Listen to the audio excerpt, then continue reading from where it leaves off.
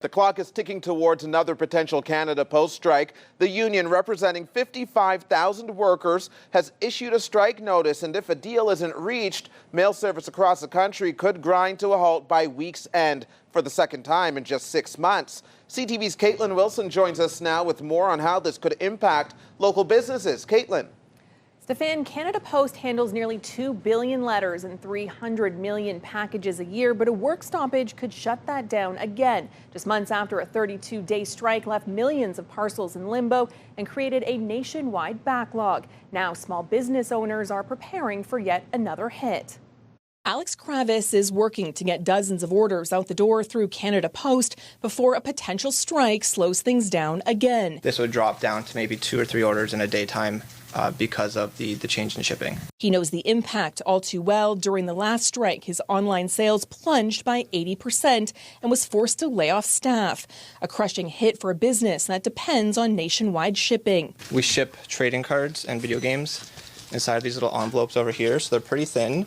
But the majority of what we ship out is about $2 to $3 Canada Post letter mail. Switching to other carriers, he says, could drive up his shipping costs by as much as 5 times, as postal workers could hit the picket lines as soon as Friday.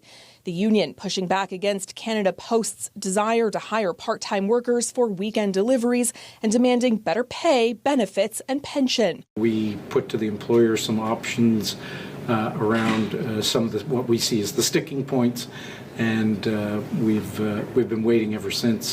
A newly released commission report suggests reducing door-to-door delivery, saying the corporation faces an existential crisis. We need to work together between the union and the employer to make changes to our collective agreement and other changes so that we can get out of this death spiral that we're in because mail continues to decline. Other small businesses like Ananda Elixirs have already switched to other carriers after the last strike, but it's not easy. The problem with that is that a lot of them don't go to all the places in Canada, especially rural places. So, we usually rely on Canada Post for that. These are just the boxes that were going to go Canada Post because they were rural addresses. Now they're scrambling to find alternatives for their rural customers in preparation. We're going to have to revamp it so rural customers are either not going to be able to purchase our product or they're going to have to pay a lot for shipping. Back at GT Games, Kravis says he'd love to pivot, but for him, it's not that simple. I wish there was an alternative. I get asked this all the time. The issue is that the cost is just simply too high.